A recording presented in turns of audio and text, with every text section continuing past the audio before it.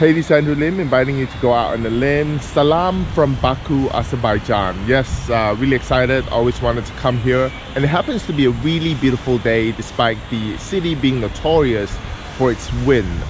In fact, I think Baku means windy because it can get really, really windy here, which is the Caspian version of Chicago maybe. But anyways, I'm here. I'm really excited because Baku is always a place that I wanted to check out because it's a beautiful city. Because of the oil money, you actually see a lot of great buildings here, new buildings. In fact, some nickname this the Dubai, the new Dubai. So I'm just gonna walk around, no set agenda, walk around, explore the city, see what Baku has to offer, and you know, if I have time, hopefully taste some Azerbaijani food as well. And yeah, just come go out on the limb with me and we will check out Baku, Azerbaijan together. Salam, folks. Before we start, kindly hit the subscribe button and the notify button for new contents that I upload weekly. Thank you.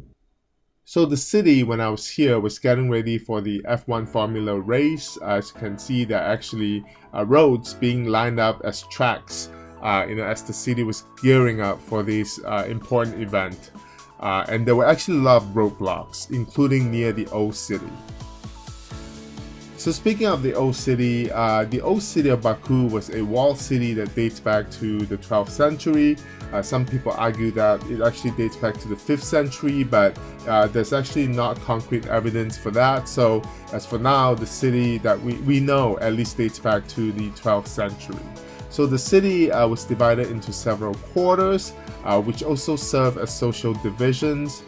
They have proper names for those divisions, but most of the time the divisions of the old city were actually named after their mosques. So for example, where Juma Mosque was located, it was called the Juma Mosque Quarter, Shal Mosque Quarter, and so on.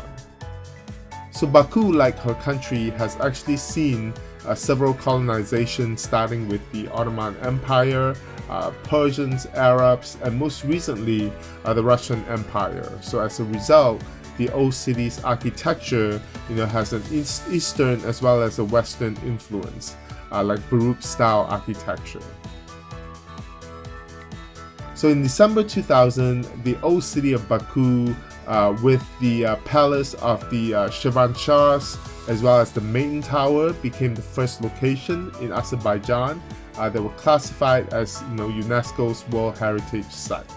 Now, however, 3 years later, in 2003, UNESCO placed the old city on the list of World Heritage in danger.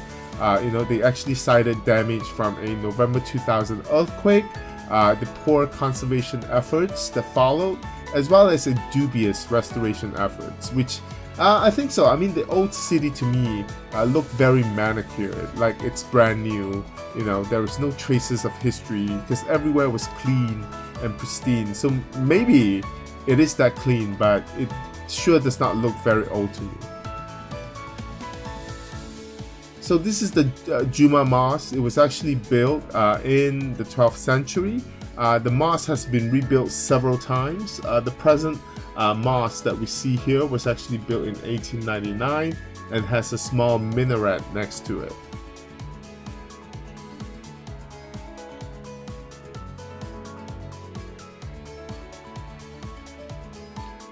The Maiden Tower is a 12th century monument in the old city, and it actually, along with the Shirvanshah's palace, it actually forms two important historical monuments, under the UNESCO World Heritage List, as well as, one of the distinctive national emblems of Azerbaijan. I mean, the Maiden Tower can be seen from Azerbaijani currency notes, as well as, the country's official letterheads.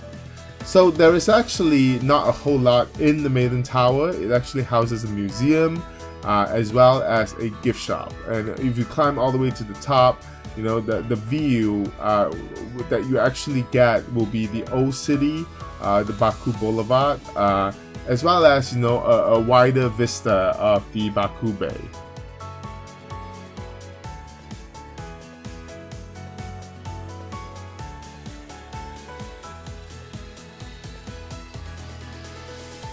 So this is actually the most popular palace here in the old city. It's the palace of the Shirvanshahs, and it's a 15th century palace built by Shirvanshahs and described, by UNESCO as one of the pearls of Azerbaijani architecture.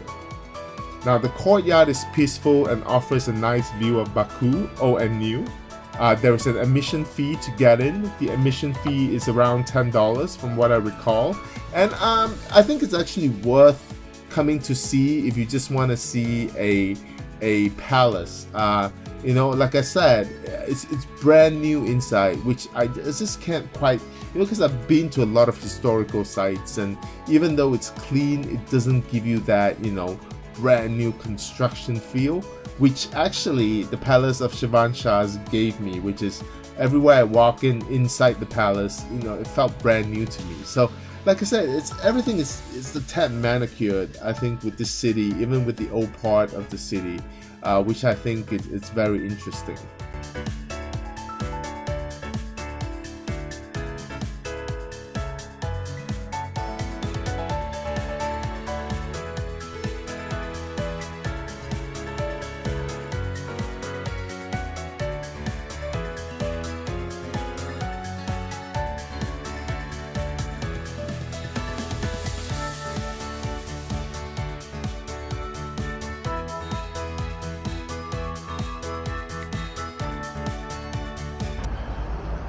Guys, I've been to a lot of places, a lot of cities, but I think this is the first time that I have not seen any Chinese restaurant. Yeah, in Tbilisi, in Baku, not even one, so impressed. Because usually you find Chinese restaurants everywhere, even in Africa, but apparently not in Baku or Tbilisi.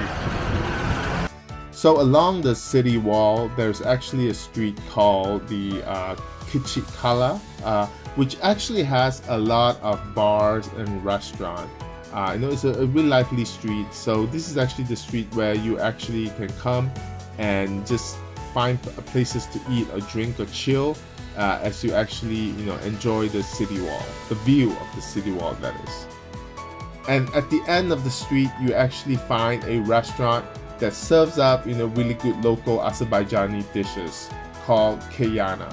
Hey guys, all this walking around makes me a bit hungry, so this is actually the street where you get a lot of these restaurants and bars with the city wall. It's along the city wall, and behind me is a restaurant that I think was recommended to me by my friends to taste Azerbaijani food. So let's go taste some local delights and see what we get. Now the restaurant does not have a website, it has an Instagram page, but it's actually very popular with the locals as well as tourists. The decor is actually beautiful. It's a east meets west kind of setting, a bit like Morocco-ish, and the menu is actually well laid out. There is actually a lot of the local Azerbaijani food like rice pilaf as well as grilled meats. Lamb is a main protein here, which unfortunately I don't eat, but you also have a lot of vegetables like eggplants as well as peppers. Now, even though it's a Muslim country, alcohol is actually served at restaurants. Start with a big piece of bread. I ordered some pilaf and some salad, just to be healthy.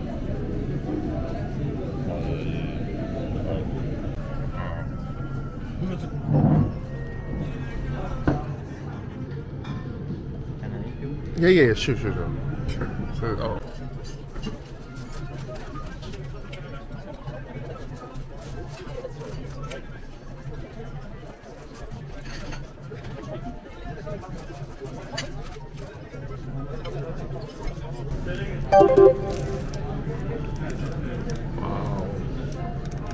Voila.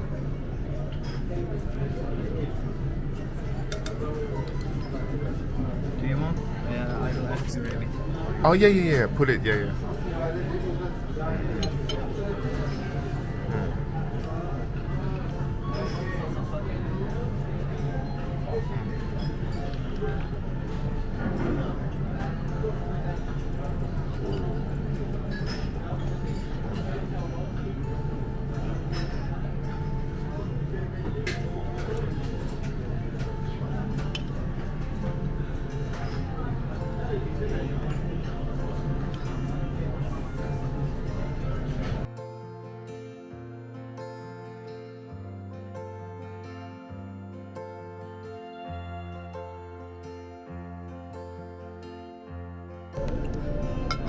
This is rice pilaf, baked in a flaky crust, topped with some chicken.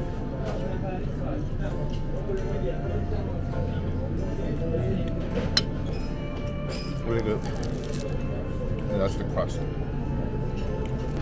Hey guys, maybe it's a beautiful day, but I really enjoyed Baku, Azerbaijan. I know the city itself, it's pretty manicured. I mean, the old part of town, really clean and pristine. There's a lot of modern buildings, but I think it's a great day trip. If you're in the area, just want to come check out Baku, you definitely should. Right now, the land borders are closed. You can come by air and get electronic visas from certain countries, including the US.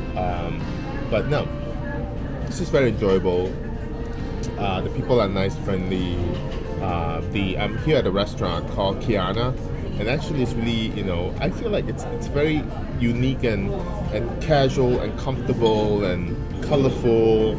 It's kind of like a bit like in Morocco minus the scamming, because yeah, they don't scam you here because it's not that kind of place. But I really enjoy it. So if you're ever here, say in Georgia and Armenia, make sure you come to Azerbaijan. Now, the complicated part is because Armenia and Azerbaijan are actually not on friendly terms, it gets a bit complicated. So if you ever want to visit these two places, make sure you go to Azerbaijan first, then Armenia, because if you have an Armenia stamp on your passport, the Azerbaijan immigration control will ask you a lot of questions. And remember, if you're going in between the two countries, do not take anything from Armenia into Azerbaijan and vice versa.